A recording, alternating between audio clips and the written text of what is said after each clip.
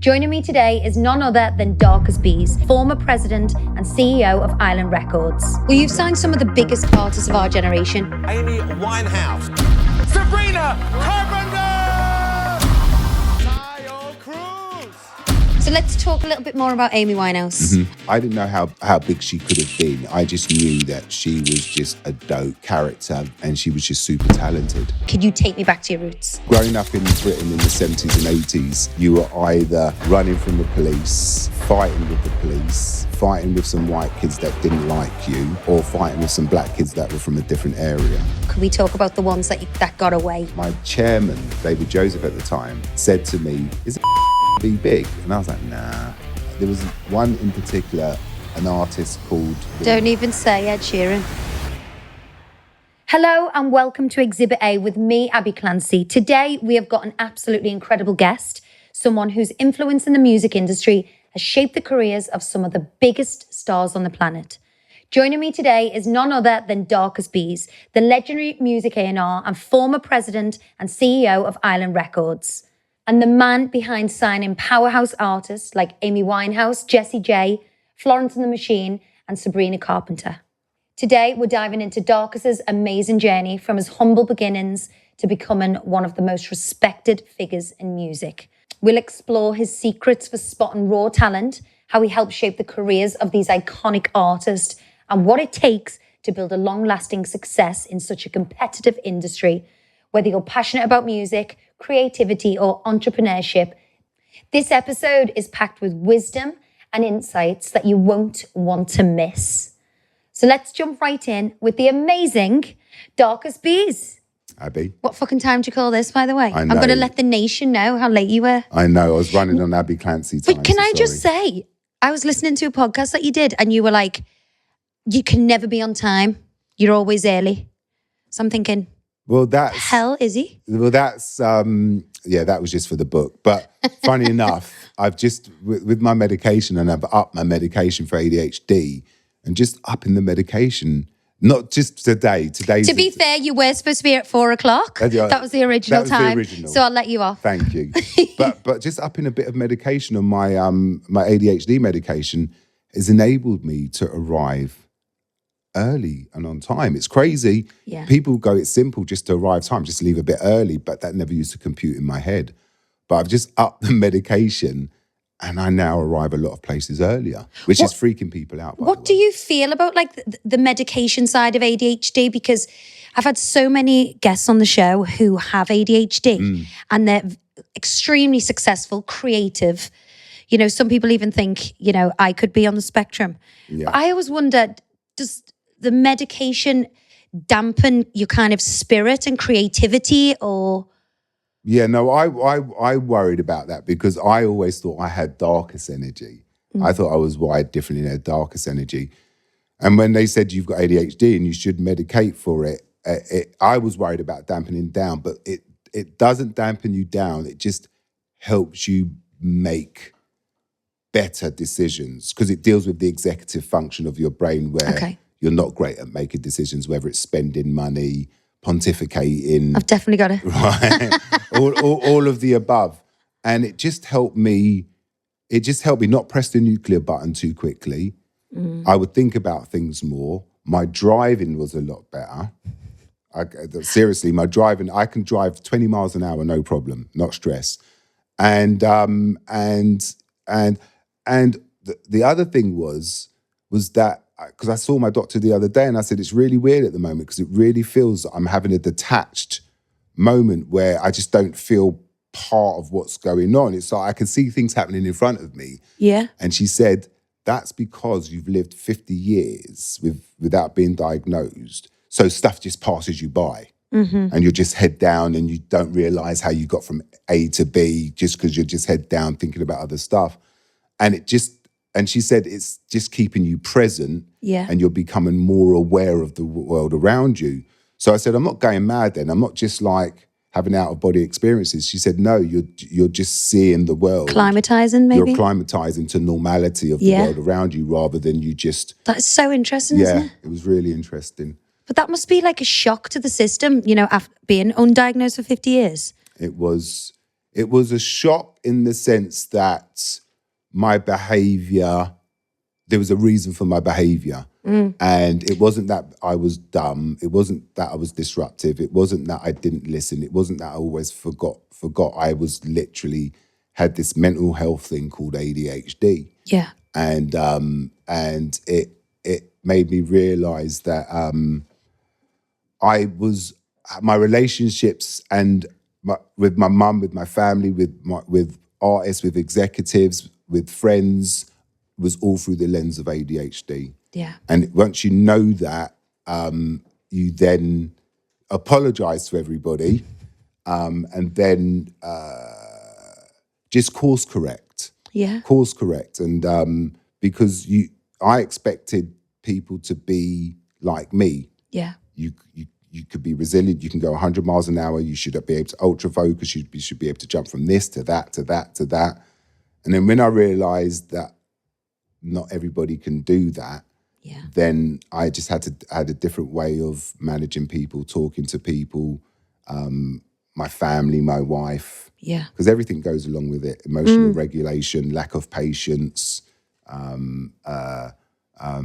your eating, some of it's linked to trauma. Yeah. So it was knowing it just gives you even more sense of self. It doesn't stop the madness of a million thoughts and I can problem solve. It doesn't stop that. So it still is a superpower in some instances. Of course. And if you understand it, it doesn't have to be kryptonite to you. Yeah. If you can understand it and medicate for it. And I think medication, because people go, why do you medicate? Why don't you just eat spinach? And I'm like, medication enables you to give you the space to kind of go, oh shit, something's wrong. And do I need therapy alongside it? Yeah. So I'm in therapy as well because I think, especially for young black men, I'm not young, but especially for, I moisturize, but especially for black men who are not great at it or who are probably walking around in trauma with ADHD and autism and anything that goes along with it. Yeah. So, it's been an interesting journey, and it feels like that's just given me another string to my bow to talk about. And probably a good headspace going into your new venture. 100. Which we will talk about later on. But first, I read your book, Rebels with a Cause, Roots, Records and Revolutions. And I had no idea you had an upbringing like that. Your parents, both huge political activists, part of the Mangrove 9, both Black Panthers. Can you tell me a bit more about that and take me back to your roots? Yeah, wow. Well, first of all, my dad gave me his name, and my mum never married. So my dad is Darcus Howe and my mum is Barbara Beese. And I was supposed to be called Darcus Howe, but my mum was like, over my dead body, if he's taken your first name, he's taken my surname. So Darcus Beese. And yes, they were in the Black Panthers, and I grew up with race essential to growing up. Yeah. There's some stuff as you're young, you should just grow up loving life and kicking football at the park. But I grew up where race was very central because of mum and dad. So I was on demonstrations. Those pictures. Yeah. They're iconic. Yeah, you were a baby, at the front of these crazy demonstrations. Yeah. Yeah. I was front and center, and, instead of kind of going to the park on a Saturday, I had to jump on a coach with 100 other people to go up to Bradford to demonstrate for a black guy that had been wrongly arrested and put in jail. So, I was there at the Notting Hill riots. My dad was in the middle of the Brixton riot. So everything was central. So I guess that I grew up with a sense of justice and a sense of injustice, which followed me into school. And growing up in Britain in the 70s and 80s was very much a tense time in the neighbourhood between, the new families that had come in as immigrants and, the white families that were already there. So there was a bit of tension coming in. So the 70s and 80s was very much growing up where you were kind of, as a young black man, on your toes in fight or flight because you were either running from the police, fighting with the police, fighting with some white kids that didn't like you, or fighting with some black kids that were from a different area. Yeah. So it was pretty much really intense growing up. And I had to grow up on a hill that if someone threw racial epithets at me, I couldn't run. We had to stand and fight. That there's stuff that you just couldn't run from, even if you were going to get a pasting. Which were you scared? Yeah, you was always scared, but there was stuff that was much more important than being scared. Yeah. And it was, you just had to stand up for it. And even if you got a kick in, which mostly I got a kick in, but yeah, that was the world that we grew up in. And that just kind of follows you into your teenage years. So the sense of growing up around struggle and civil rights meant that growing up, I had to stand on a hill and kind of stand for something.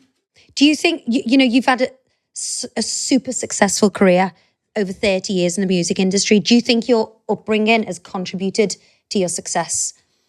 Yeah, because I had to be resilient with a lot of stuff. And, my mum and dad's form of activism was to demonstrate. And sometimes the demonstrations got into running pitch battles with the police. I couldn't grow up and still be throwing stones or petrol bombs and fighting with the police. So my form of activism had to be slightly different. Yeah. So it had to be, if my mum and dad fought for my rights or the rights of the next generation coming up, that we could have a run at life, then I couldn't waste that. So my form of activism was to be successful. Yeah. It was actually to be successful in the capitalist system and get an OBE from the Queen, which was totally, anti what, the mission that my mum and dad were What did they think of that when you got it? Well, I remember I came to work one day and, you get your post boxes, you go to your post box to pick up your mail. And there was this really crap envelope, that really cheap envelope. And I opened it, but when you open letters that you're not sure about because it could be a bill, so you just open it slightly. And then I opened it and I saw that the number 10 logo. Yeah. Number 10 Downing Street logo. So I was like, okay, I opened it up even more. And it was a letter from the Prime Minister's office, David Cameron's office, who I hated at the time. And it said, "Dear Mr. Beese, the Prime Minister's office would like to put you forward for an OBE." Wow. And at the bottom, there's a tear-off slip that says, "No, I don't want an OBE." Really? Or, "Yes, I'd love an OBE." And before I signed it, I thought, I've got to phone my mum and dad. So I phoned Dad first. And I said, and Dad, Dad's anti everything. So I said, "Dad," "I've just got a letter from the Prime Minister's office." And he was like, "Yes, son." And I said, "They're offering me an OBE." And he went, "Okay, son." And he said, "What do you want me to tell you?" Well, I said, I'm not asking for permission, but I'm asking for permission, Dad. Yeah. And he said, "How old were you at this point?" This was 2014, so I was probably, 45 or something, 46. And I said, and he said, "Son, can I You swear?" can swear. I said, "Son," well, this is the other 4-letter word. I said, "Son," he said, "Son," he said, "most people that go and get OBEs Oh, are I read this in the book. He said, "You're not a cunt." He said, "So go and pick up your OBE." And with that, I went and picked up my Officer of the British Empire Medal, which a lot of people kind of threw stones and said that I should have given it back. I shouldn't have received it. It's colonialism. And other people have given their OBEs back. But I'm of the generation, and my daughter's generation, that if my dad fought for me to belong here, Yeah. and my daughter, who is mixed race, and my son, my wife is white, and if they belong here, then I belong here. I'm not going back anywhere. So the OBE is an indication of this is my country. Yeah. And also recognition for all your work and what you've done for. Absolutely. So I was actually very proud to get my OBE because, as you said, it was for recognition for my services of music. And I think that, and I took my dad and my mum to Buckingham Palace, and we were queuing up to go into the palace, and there was a police commissioner in front of us, obviously going to pick up an award, and my dad's was like under his breath, but it wasn't under his breath. Like, these fucking police people, I can't get away with these from fucking police. I'm like, Dad, we're in the palace. Like, can you like chill out? But he was older and he'd mellowed out, and my mum and my dad were very proud that we were at the palace picking up the OBE. So, services to music. Has music always been a passion of yours? Yeah, but in a different way, because, I never played an instrument, but I used to tap dance and I auditioned for the Italia Conte. So there was something in me that I wanted to be some kind of performer. I can't sing to save my life, and I'm tone deaf, but I was very much a loner when I was growing up. So there was just me and my... Because you grew up in the house on your own with your mum, didn't you? I grew up by myself, even though I had other brothers and sisters, so we all knew where my dad was at certain times of the year because of the dates of which we were all born. And we're very tight-knit.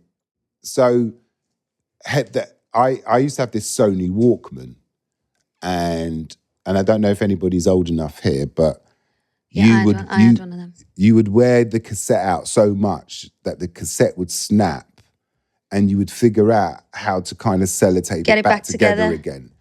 And that kind of taught me to have like music, like people say and I think it's called synesthesia, where people see music in colours.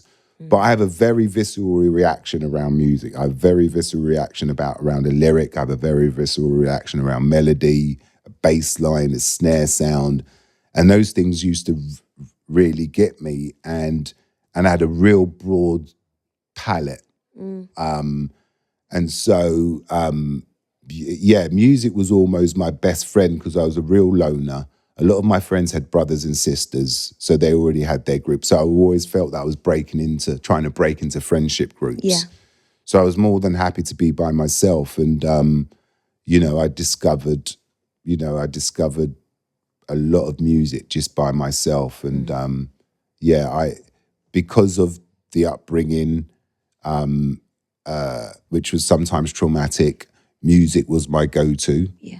And I never played an instrument. I just loved it. I just loved it. And because I didn't know at the time I had ADHD, but I would listen to one song a million times over.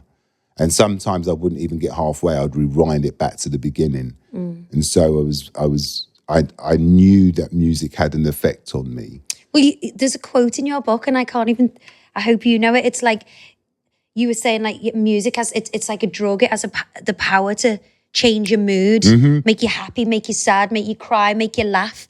People always used to come up to me if they knew that acts that I were involved in, or it would be mentioned, and they would say how important a song was to them or an artist was to them. And it was the same for me when I grew up. There's certain songs that elicit a smell. Oh my God, yes.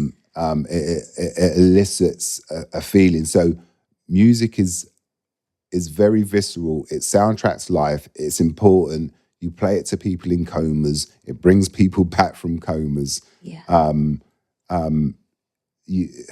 It can lift you. It can make you sad, and when people talk about doctors save lives and nurses and all those important people, I do think music is just as important as that. I'm not saying my job is important.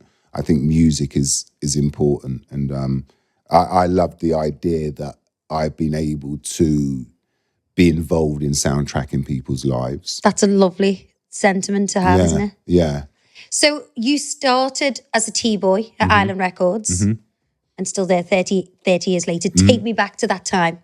Whoa, okay. Well, I'm 54 now, right? So I started in music. I started wanting to get in music with the hairdressing was the precursor. And Yeah, so that's when everyone thought you were gay. Yes. So, because back then in the 1980s, if you were black and a hairdresser, you were probably 99.9999999. Where did the hairdresser come from? It came from my mother saying, I left school at 16. My mother said, you're not going to just sit around. Yeah. So you're going to come to where I get my hair cut and you're going to sweep hair. This guy who owns the salon will sweep hair. We'll let you sweep hair and make tea. So I said, fine. But it was in Kensington Church Street, right? And it was white, rich women that just every other day would come to get the hairdryer blow and set. And it was around when Princess Diana was around. So everyone had big hair, right? And I was just 16 off the street. And the interesting thing about that was that it kind of put me in a space that I'd never been in as a young black kid. It put me in a salon full of white people and rich white people and posh white people. And at first, the owner of the salon wouldn't let me greet clients. I could only sweep hair. He wouldn't let me speak to clients. And I couldn't greet them at the door. And I said, why? He said, because you have no etiquette. You don't know how to speak. You don't know how to greet clients. You don't know how to make them feel comfortable. And I was like, wow. So in my head, I didn't even want to learn how to be a hairdresser. That wasn't why I was there anyway, but I wanted to answer the phone and greet the client. So I learned what it was to have etiquette. I learned what it was to create a conversation with a grown-ass, rich white woman. And at the end of it, her tip me. Yeah. And I was like, tip for being polite? Great. And speaking well. All right, here we go. I learned how to enunciate because I was like, what do you mean I can't speak properly, man? Child, what do you mean I can't speak properly? I can speak properly. And he was like, you can't. So that was a part of socializing me for the wider world. Yeah. And in hairdressing, I met a lot of people in the creative space. Sure. And I ended up moving to a salon in Covent Garden, Monmouth Street, and I started to meet models, photographers, stylists, people from the music industry. And I was like, yo, this is the world. And then I started meeting people that worked in record companies, a couple of people in particular, Julian Palmer, Gordon Charlton. Oh, God, Gordon? And I love Gordon. But there was Gordon and there was another guy called Lincoln Elias who looked like me. And I asked him what he did, and he said, I'm an A&R person. And I said, what's that? He said, what is that? We drive around the country looking for artists to sign. And then we make records with them. And they're hit records. And he had this company car that was a BMW. He had an expense account. And he was just driving around making music. And I was like, I want to do what he does. So I spent a lot of time sending my CVs out and getting nothing, but I had made good connects. Yeah. And one day I was just in Ireland Records, blagging records.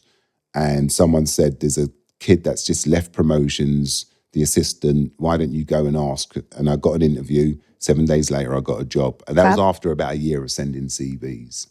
So luckily, I made the dream move and I was working at Island Records. So what did you do for the next few years there? I made a lot of tea. My tea was amazing. Are you a good tea maker? My tea was off the scale. But seriously, my tea is really good. You know, I can't make my own tea. Literally, I can't drink my own tea. It's like a running joke in our house. Pete thinks I'm just being a lazy bitch. Really? And I'm like, no, I am crap at making tea. There's different shades. Milk before water. Milk before water? Milk before water. Oh, no. There's the infusion you've got to allow. Ooh. Anyway, the other thing was, if you ever go to get your hair done, your service industry, and you know there's someone going back to make your tea, make sure you tip them and make sure you're very nice to them. Yeah. Because if you don't tip them and you're not very nice to them and you go back for your next haircut, your tea might taste a bit salty. Oh, no. Your biscuit might taste a bit salty. That's terrible. It's just putting it out there. Please don't, because that's a fear of mine. No, but that's why I'm always polite in service where people are dealing with my food or hair or got to bring me something that I've got to ingest. I'm nothing but love and tips because I know what happens in the kitchen, right? No. If you're rude. Well, I'm always polite, so thankfully, hopefully I've never had. Yeah. But over the next 3 years, it was just, I never wanted to be an A&R person, but I was in promotions, I was an assistant, but I loved just hanging out with the A&R people, going to see unsigned bands. Yeah. And one day the managing director, Clive Banks, said, "You're wasted in promotions. You should be in A&R." And I went, "Really?" He said, "Yeah, you should be in A&R. You love music. You should be in A&R." And then I became an A&R scout. Because Music Week described you as one of the great A&R people of his or any generation. What do you think is the key to being a successful A&R? The key to being a successful A&R, and it's quite simple. You have to sign acts that are spectacularly amazing and sell lots of records and go around the world. That is, when your husband plays football, he's there to go and put the ball in the net. Yeah. And that's what he gets paid for. And that's what A&R is. And that never got lost on me. And you can have a cold patch, but you're a goal scorer. So you've always got to score goals, or you've always got to be in a position to create a chance to maybe score a goal. You might be in a position and you get the chance, but you might miss, but at least you were in a position and had the chance to score. Yeah. So always put yourself in that You're talking to me like I know football here. Well, you're 20 years married to him. I've got no idea. Am I assuming it's going over your head? Okay. Because the football analogy is very good in the music analogy, but your star striker should be scoring goals. Sure. And if your star striker is off, then there should be another striker that you can bring in while that striker's cold to cover off. And that's the A&R department. If I'm cold, there's someone else that can cover me off and be hot. So, but it's always about making records, delivering records, and having success. And I had to learn over a period of time what was shit. Yeah. Not everything I did in the beginning was great. I thought it was amazing, but it was... Yeah, because I was interested to see how your personal taste, was that relevant? Were you ruled by your head or your heart? Good question. In the beginning, you're ruled by your heart and you think that it's all about your tastes. Yeah. It's all about what you like. But that's a responsibility to yourself. That's not a responsibility to the business. Sure. And the responsibility to the business is to create records that I might not necessarily like, but I understand is good for the business. Yeah. So I was always making, my roster or our roster existed of stuff that we loved, but stuff that we had to go and sell. Of course. So there's a balance, and it's like having a mixed portfolio of stocks and shares. You don't stick it all in gold, or you don't just stick it all in one thing. You just try and spread your bets around. Yeah. And while you're trying to pop some microwave food off, like that quick return stuff, you got some good food in the Arga, where you're just slow cooking it. And that's called art. And for me, that's called culture and artist development. So I like a quick ping off in the microwave. Yeah. Because that will just give you a quick sugar rush and just get you from A to B really quickly. But then you've got to have that food that is slow cooked. Take it out, taste it, season it, put it back in. Yeah. So that's my food analogy. I'm starving as well.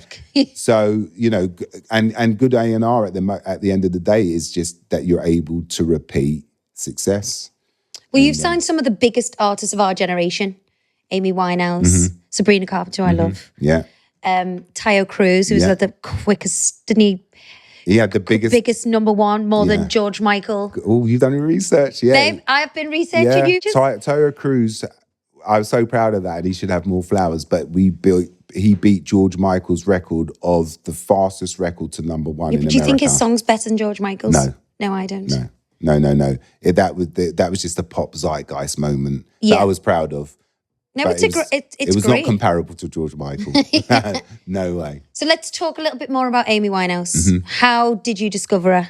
I always like to tell the story that I was walking down Denmark Street on a Saturday evening, and I was walking past the jazz club, and I heard these jazz dulcet tones coming out. So I thought, let me just go and investigate what's going on down there. And I walked into this smoky jazz club, and as the smoke cleared, She was it was there. Amy Winehouse singing on the stage.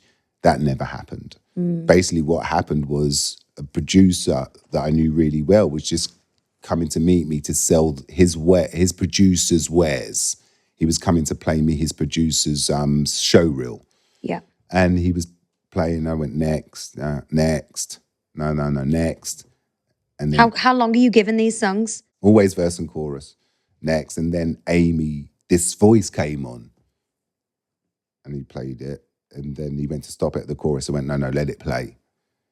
And as an A&R person, I, you know, in terms of music of the past, I understood about the Mahalia Jacksons or the Billie Holidays or the Cissy Houstons or the Sarah Vaughans.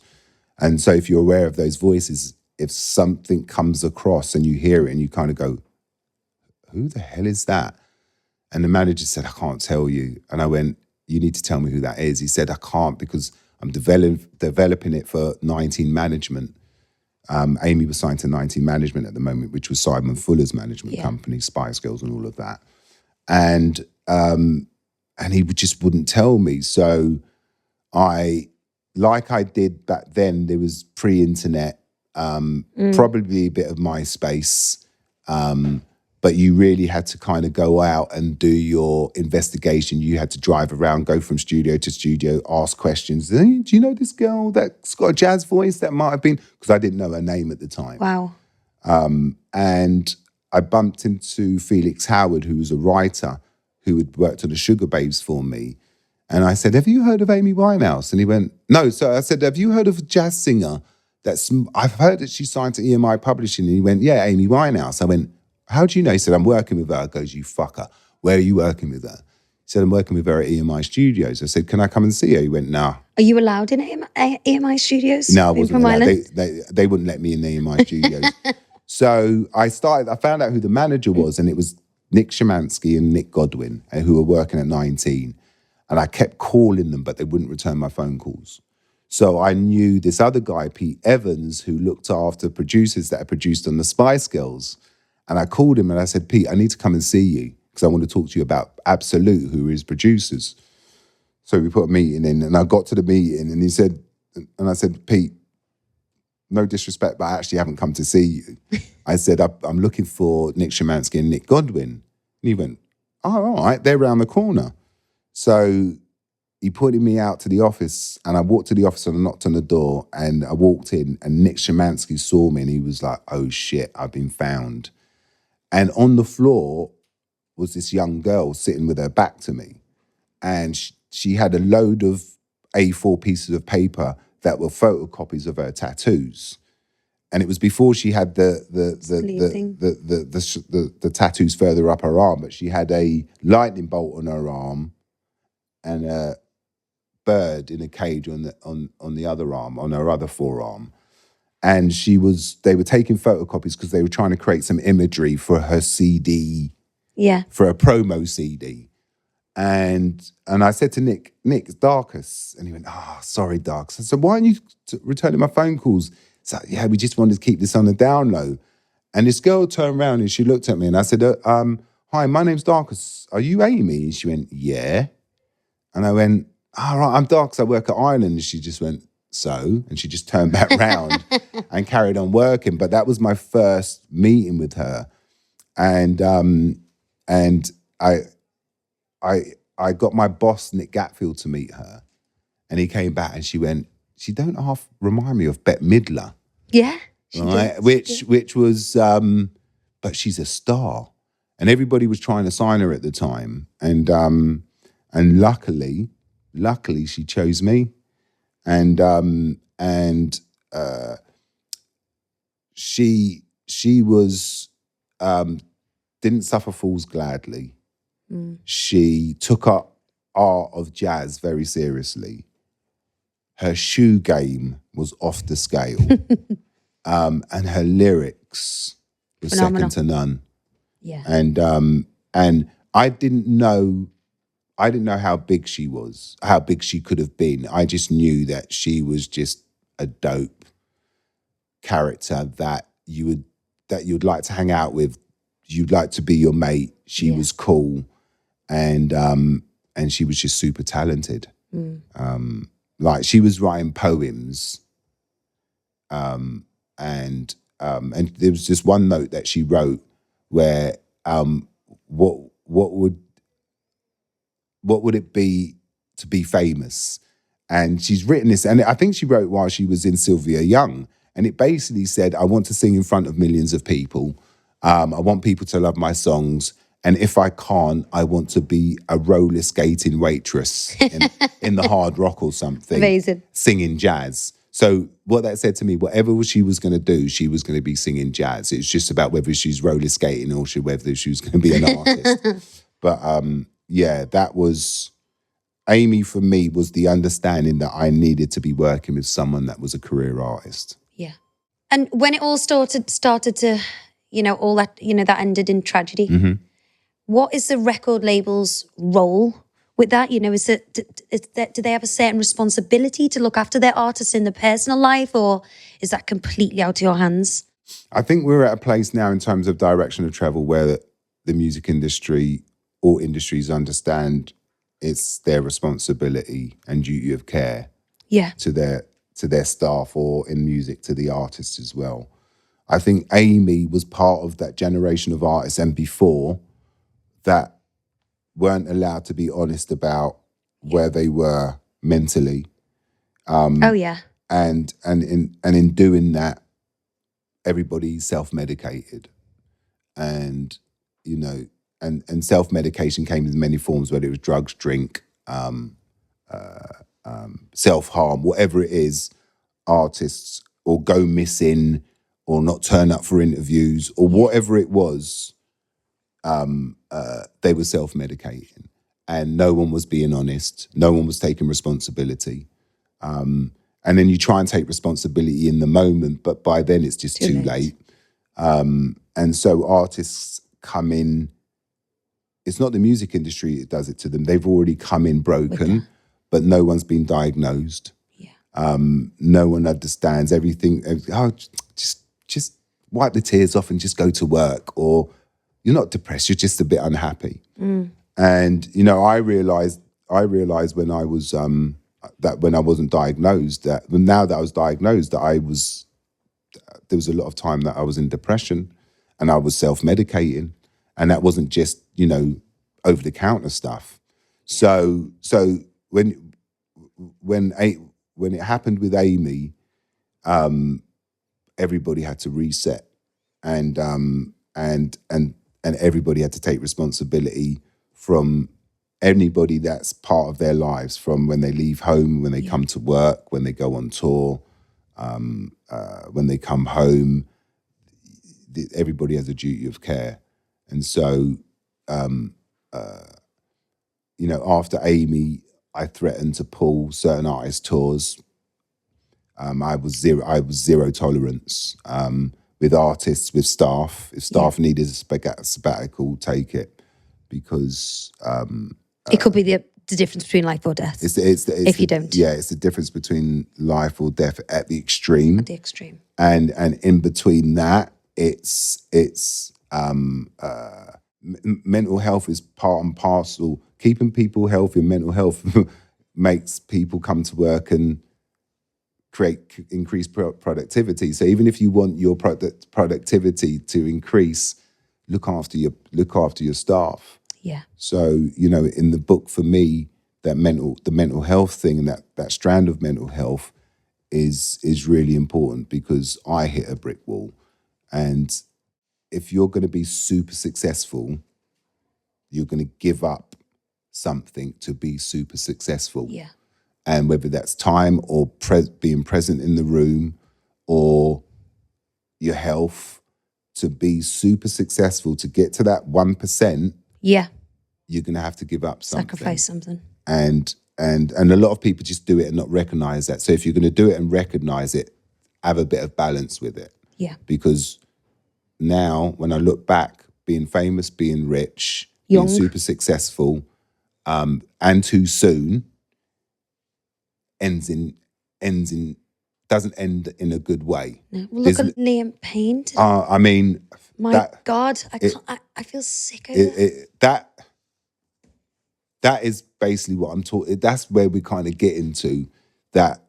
If you sell fame at such the way you do it, without any well-being, if you sell it as just this thing, then you're going to arrive somewhere really tragic. And I've been super successful, but it completely washed me. Yeah. And someone said, "Would you do it differently?" Hell yes, I would do it differently. What would you do differently? I would. I wouldn't be in the all or nothing. The thing about being successful, it just makes you ratchet stuff up. Being good and being successful means everything just ratchet up. You get paid more money, therefore you can buy a bigger house, therefore you can pay for better psychiatry or medication. But with that, success comes more work, which also burns you out. Which burns you out. So, and that's why in the book I say, be careful what you wish for, because back in the day, you could have a job for life, you could own your house, you could have your family and just be happy. But there's that middle ground is you either are in famine or I want it all. There's not that middle ground or that middle class of going, I'm just happy with life, go out and mow the garden, my kids go to school. My dad's like that. And I envy him. He's just so happy doing like the mundane. And we're not happy with the mundane. It always has to be dialed up to 10. And I think it's just not sustainable. No. And anybody that you've seen that is super successful, it's not sustainable. Sure. And they are in therapy, they're depressed, they wish they didn't have all that money. I bought a Bentley because I was being that dickhead. And when I got diagnosed and realised that you're trying to feed something, I sold it and got a Brompton bike.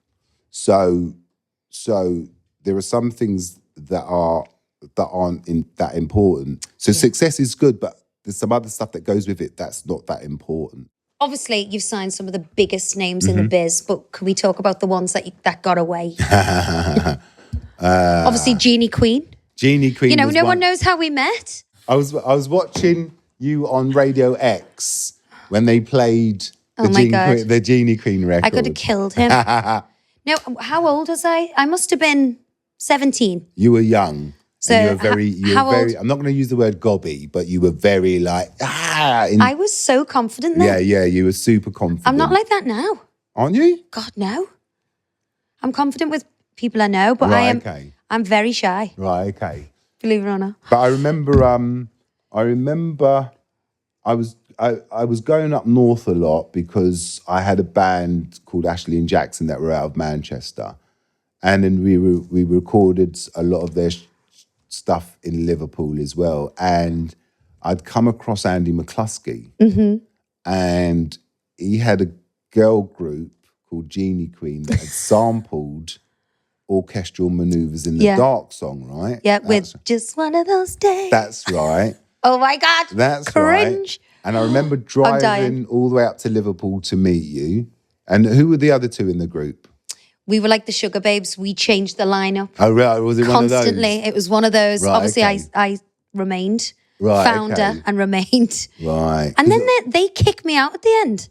That usually happens. I was like... They usually kick out the most talented one. But was you the writer of the group and stuff? I did a bit of writing. So we worked a lot with Mike. We worked a lot with Mike Crossy as well, who did all the Arctic Monkeys. Yeah. When we were in the studio with Andy, the Arctic Monkeys were there as well. It was a great time. Oh, wow. You were an idiot for not signing us. No. Well, you would have had 2 Bentleys by now. And I can't remember quite what the dynamics were or whether I was ready, but that obviously inspired me to go off and sign the Sugar Babes. You're so horrible. And it was when Heidi was new to the group. Yeah, because she got a call up because I know Heidi. Yeah. And she got like a last minute call up for that. It was all last minute. Because I used to sing it with her in competitions in Liverpool. Right, okay. It was basically said that we stole her out of, well, management stole her out of. She was about to do something else or something, if I can remember. Yeah, they stole her out and we put her in Sugar Babes, and then I went to see them in audition, and they didn't have Free Like Me, but they had a really shit demo of Round Round. They had some tunes though. Yeah, they had some tunes. And just before we jump to in terms of ones that got away, people have said to me, we've always talked about how the changing of the girls in the Sugar Babes and how we got away with it. And the only reason that we got away with it, the girls were really cool, but the only way we got away with it was because the records were always amazing. Yeah. And I said the moment the records stopped being amazing and we put Jade in the group and we swapped out, I said, then people went, you're taking the piss. You're like, your records aren't even great. You could have given me a call. I know I should have given you a call. Literally. I should have given you a call. But in all of those things, and Arctic Monkeys were one of the bands that we were talking about in the A&R meeting about trying to sign. But one, you can't sign everything, but there was which you can't. But there was one in particular, an artist called, I'll hold the name for a second, but anyway, Annie, she's an amazing Annie Christensen, an amazing A&R woman. And I tasked her with creating a competition for people that at unis, for students. Yeah. Right? And whoever won the competition would get a singles deal. And the final of the competition was at Gibson's Guitar Studios in Charlotte Street in London. And the kid that won it was this little chubby. Don't even say Ed Sheeran. Yeah, it was Ed Sheeran. It was Ed Sheeran. He won the competition, and it was when he was doing the kind of loop pedal, and the guitar and stuff. And he won the competition, and Annie came to see me, and he had A-Team at the time. It's not like this kid didn't have any songs. He had A-Team at the time. And Annie came to see me and she said, look, Ed's won the competition, but the manager wants an album deal. It's not a singles deal. And I was like, it's a singles deal. Why am I giving this kid an album deal? Who is this kid anyway? Like, who does he think he is? Like, and Annie said, well, look, come and see him again. So come and see him play an actual gig. So I went to see him play at the Half Moon in Putney with Annie. And I remember turning to Annie going, I just don't get it. It feels very sixth former. It's like a sixth former kid writing a love letter to his girlfriend. And we had Ben Howard at the time. We had Mumford and Sons at the time. So I was probably being a bit snobby. Yeah. A bit too snobby. But you didn't like Mumford either? I didn't like Mumford. Well, it's not that I didn't like Mumford. I didn't understand Mumford. Just upright bass and banjo. I was like, really? So you want to back people, right? But and I always say, if you lobby me hard enough, if you lobby me and you passionately want to sign something, I'll let you do it. So whether I was lobbied enough for Ed, I don't know. But I didn't like, I wasn't into Ed. Not that I didn't like it. I wasn't into it. I thought Island was something a bit different. And the problem is when you're being super successful and everything you're touching turns to gold, you think that you know. Yeah. You think that everything you're going to touch is going to turn to gold. So you apply. Once you start applying, well, I know what's going to happen. That's when you lose. You always base it on the fact of excitement. I love it. I can explain why I've done it.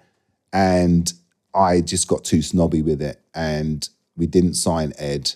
And I remember Ed had done a feature with one of our other artists, a rapper called Devlin, who was playing a show at Coco a couple of weeks later. And I went to the Coco show, went in through backstage. It was going off. And I was like, what is going on? And as the crowds parted, I saw Ed on stage with Devlin and all the kids were going nuts. And to see something in situ and the penny drop, it was, and I remember after the show, I saw Ed backstage. Ed will tell the story. I saw Ed backstage and I was like, yo, Ed, how you doing? And he was like, you all right, Darcus? And I'm like, where are you up to? Where are you with the deal? He said, I'm down the road with Atlantic. And I was like, shit. Because I remember at the time, my chairman, David Joseph at the time, said to me, is Ed Sheeran going to be big? And I was like, nah. So... Is that not a firing offence for you? It could have been a firing offence if I hadn't signed Amy and yeah, you know, it's... The issue is, the thing is you can't sign everything. And there's no formula. Is that people that you think are going to hit don't? 100%.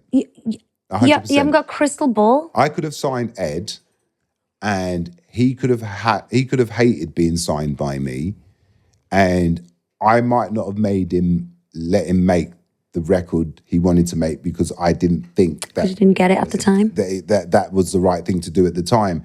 It's the same thing as Ray signed to Polydor. Yeah. And fell out with Polydor because they wouldn't let her make the record she made. So she chose to go independent. And so, you know, just because you sign someone and you think you understand them, it doesn't mean that that's going to follow through. So, yeah, Ed could have signed to us and I could have tanked it. Yeah. Right. So he probably signed to the right person that allowed him to make the right record. What are the 3 ingredients that all superstars have, do you think? They have the ability to wake up in the morning and say, I'm going to take over the world. Yeah. They have, if they're not writing a song, they're producing a song. If they're not producing a song, they're making content. If they're not making content, they're at the gym. If they're at the gym, they're thinking about writing a song. If they're thinking about writing a song, they're thinking about who's producing it. So if you lived in Taylor Swift's head, if you lived in Ed's head, if you lived in Chris Martin's head, if you lived in Bono's head, if you lived in Beyonce's head, that's why they are who they are. There's only a few people that can get to that. Some people think that I'm going to be the next Beyonce. Like, it takes the ability to kind of go, I want to be that and I'm going to be that. Yeah, And it's it doesn't self-belief. matter. It's self-belief. It doesn't matter who is in the room, I'm still going to be doing what I'm doing. It doesn't matter who I sign to, I'm still going to be successful. And that's some people, I always used to go, it's about the voice, you've got to be able to sing. Lots of people can sing, but they don't have the character. Yeah. And the character or the resilience. And sometimes, and a lot of these people are just people that you want to spend time with, that you want to be a mucker, you want to hang out with them. You know, Ed Sheeran is someone you just want to hang out with. Yeah. Adele is like someone that you went to school with and is now famous. So I think it's character, and I think it's the ambition to write the best song or to be the best of what you are. And a lot of people think they have that, and they don't. And that's why sometimes music should just be a hobby. Yeah. Because if it's a career, you've got to give up something. You've got to give up being present in the room. Your kids might not see you as much. How do you define a successful artist? Because obviously back in the day it'd be chart position. You know, you've been in the music industry for 30 years. How's all that evolved? Even a record deal, how that must be totally different now. The most tangible way is whether an artist can sell tickets, right? Still now? Still now. That was always the marker. So data back in the day was whether something was doing well, it was the scout coming back to you going, you need to come to this show because they're selling out tickets. They're selling tickets. That was data, right? And you used to define success by chart position, whether your record would go silver, gold, platinum. And then could it go double platinum? Yeah. And then could you go triple platinum? And then could you sell 1 million records? But going triple platinum is successful, but also developing silver is successful, right? They're just different ways of measuring success. And now it used to be 1 million streams was your successful. Now you need 1 billion. I remember when we were putting out Hosier, Take Me to Church. And I remember we hit 1 million streams and everybody lost their shit, right? Because doing 1 million streams was the thing. Now it's 1 billion streams. Are record labels prioritizing followers over talent? I think record companies, everybody's arrived at the scene of an accident where we were following followers, the like, monthly listeners, the stream, and a like. And since then, since we've been doing that, no act has broken since Lewis Capaldi and Dua Lipa, right? And the industry is starting to understand. But have you not signed an artist in the past 3 to 5 years without a big following? When I went to America in 2018 to run the label, I went there as president and CEO to be head of Ireland. And it was just at the point, just before we were going into lockdown in COVID, but TikTok was starting to happen. Yeah.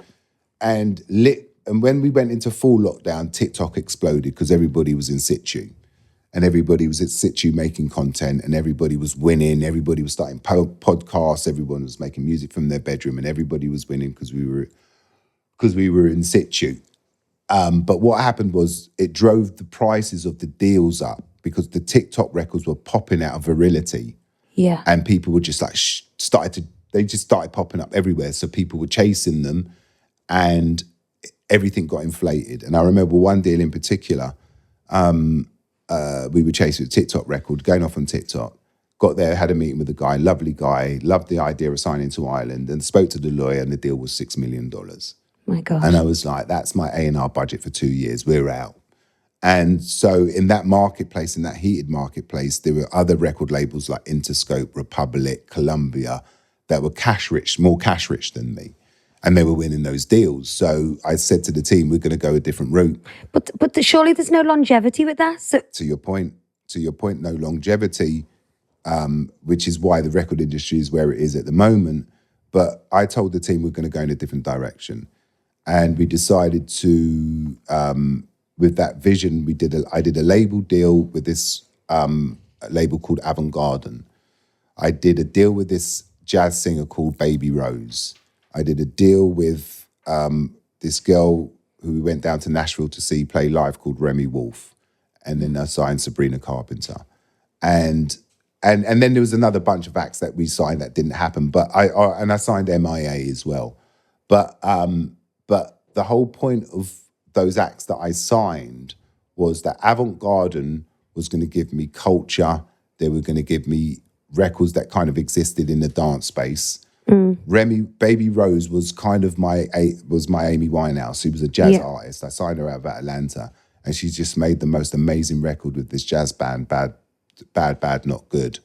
And then I signed Remy Wolf. I went to saw her play Nashville, and she was the best live act that I'd seen since Florence and the Machine. So Florence, you also signed. Yeah. So I signed her, and I signed Sabrina because Sabrina had fallen out with Disney, and Disney was part of the Universal ecosystem, so we had a relationship with Disney. She wanted to make different music. Yeah.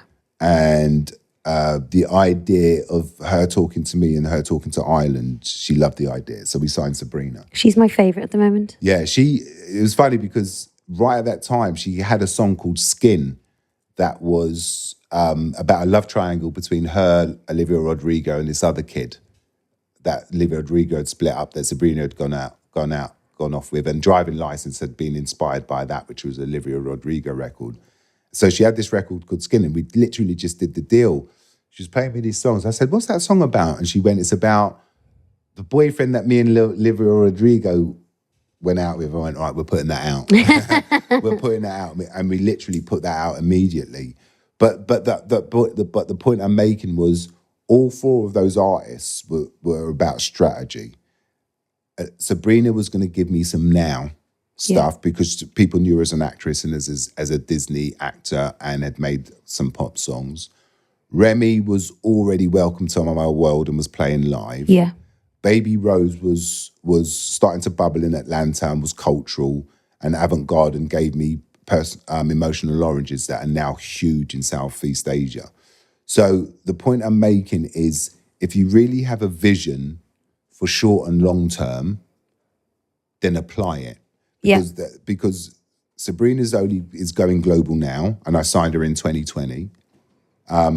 Remy is going now. I signed her in 2019. And another kid, Keshi, who was a Vietnamese Texan, and I signed him. And his first gig was Mercury Lounge in New York, which is 150 cap, and then he's now sold out the Madison Square Garden, and he's coming here to do the O2. Oh wow! So the point I'm making to that is one, sign the artists that give you vision and a mixed portfolio, but you've also got to have a team of people that are good enough to choose those to dig those artists out and for them to be successful.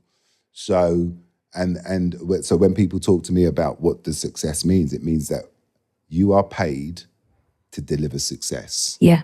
And sometimes you can't, sometimes you'll miss, but in the main, that's what you're supposed to do. So what should young artists be focusing on today? And like, how can they get signed? I don't think anything changes. I think it's important. You don't ask for permission. I think we live in a world now where you don't ask. I just think record companies can't help you find a fan anymore. We used to be able to sign an act, take it to market, and find them fans. We can't do that anymore. Why is that? Because we don't have kids don't watch TV and don't listen to radio anymore. Yeah. So where the kids' ears and eyes are is not where record labels leave us meant. We can put a poster up, we can do a TV ad. Kids aren't walking around looking at a poster of an ad of a thing. They're not listening to radio. They're on Snap. They're elsewhere. So you have to be Where the kids are. Where the kids are, and where the kids are is you can't sell to them in that, right? So as record company, as corporate, you can't sell to them in that. They can smell being sold to a mile away. So it's fan centric. So they have to discover it. Yeah. They have to they tell you where it's good. They're the power. They can switch you on and off. So you're at the behest of the fan, and you really have to understand the fan now. So that's why the artist making the relationship with the fan, knowing what color the fan likes, knowing what number door that they live at, that you could pitch up at that fan's door with a t-shirt and give it to them. Yeah. That a record company can't do that. And if you can, and if the artist can do that, then they'll build up their community. And if they build up their community, they monetize their community. And if they're monetizing their community and people are turning up and they're selling tickets, radio will have to start playing their records. And then in old money, that's when the record company will come along. Okay. But the problem is with TikTok and data, the blip happens too soon just because TikTok has made something blip. Record companies come running, sign stuff too early, and they ain't got the follow-up, they haven't developed. So it's not that stuff's taken too long. But that's not sustainable to run a business, is it? Like taking the artist out of it, like it's not sustainable. No. It's not So sustainable. what are you looking for then in an artist? Who would you sign? I would sign either, if Amy came along now, someone like Amy, I would sign her into a publishing situation where records, the clock wasn't on records. Yeah. It wasn't, the development of an artist wasn't in a record deal ticking down. Yeah, because back in the day, like all the artists could like hone the craft, go gigging, make all the mistakes out of the public eye. Exactly. And now everyone's got an audience. Exactly. And everyone's got thousands, millions of followers. Exactly. And there's no development time. No. And that's like the key. No. And the development time, and some of that audience is skewed by something going viral. It wasn't skewed by the person and the just loving it, just hearing it and go, I love this. Exactly. So people go, well, I've got 1 million followers. You're not going to sell 1 million tickets. Yeah. Right? So that some things change, but some things don't change. You still got to have artists that build in and give them time to build that relationship and that community. So when they do sign, they're ready to go. But people are signing too early and they're doing that development out in the open. Yeah. And that's because of technology, that's because of data, and that's because of TikTok. Yeah. So you've started your new venture, Darko Artist Partnerships, with Ted Cockle. Yes. Who I love. Yes. The infamous. Who's a ledge. Yes. Super ledge. Who we both love, Anna Nicole Smith. Yeah. He's I don't know which side of the brain, but if I'm the left, he's the right. Or if I'm the right, he's the left. So what is your role? What is this new venture? The new venture is, for me, I've been in the record business for a long time, and this is not about being in the record business. This is about being in the music business, and this isn't about giving an artist a record deal. It's about how do we partner up with an artist? Yeah, and in the sense that if record deals take 80% and leave you with 20%. Is that how much they take? They take 80%. How do they justify taking 80% of an artist's money when? Because they're going to give you an advance. They're going to let you make a record. Then they're going to take you to radio. Yeah. They're going to put you on TV. They're going to do all of these things, and they're going to make you famous. And for that, they're going to keep your catalog for life, right? And that's because you've signed to them, right? Which seems mad to me. Well, in the days, but you know, when you're a kid and you would love music and you've got this huge label going, I'm going to do this, you would say, yeah. You know, and at the time when record companies used to do the thing and send artists around the world and have huge hits with them, and everybody was making money and everybody was selling million records, and everybody's high-fiving, it's all good. But then there becomes a direction of travel, and especially when streaming came in and the democratization where artists could then put out their own music, and then some people started to find out that if you didn't do a record deal but did a distribution deal and you were successful in the distribution deal, you actually kept 80% and the distribution took the 20%. So as soon as you got your first check in distribution, you would look at it and kind of go, wow, is this how much I own? We're having 80%. So there's been a period of time and a direction of travel with technology and the democratization of streaming, where people have understood that being independent isn't a bad thing. And if you can get your act together and release independently, there's more upside for you as an artist, and you hold on to much more of your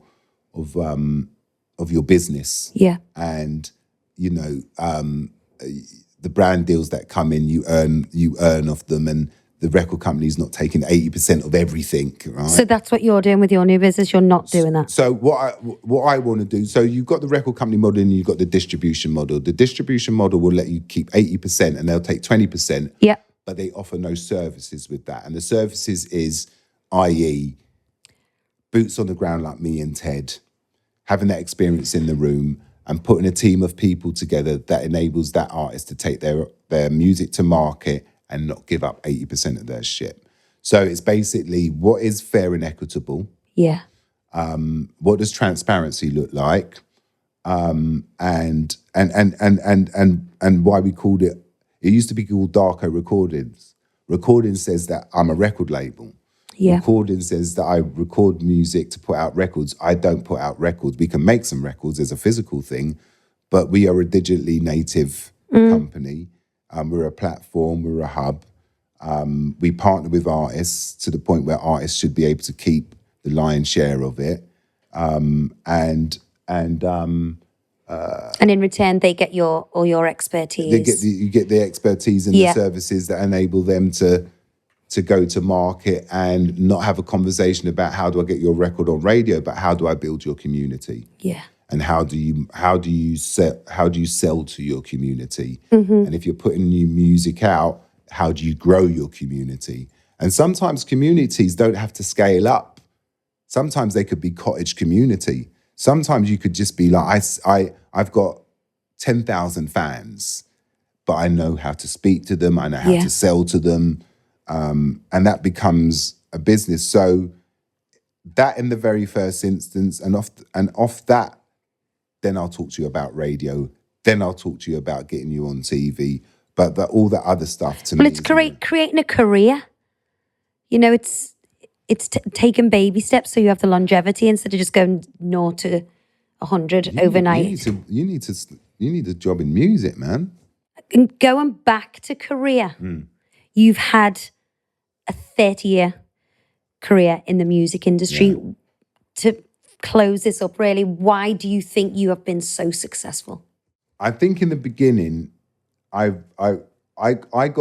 walked myself out of Ireland really early.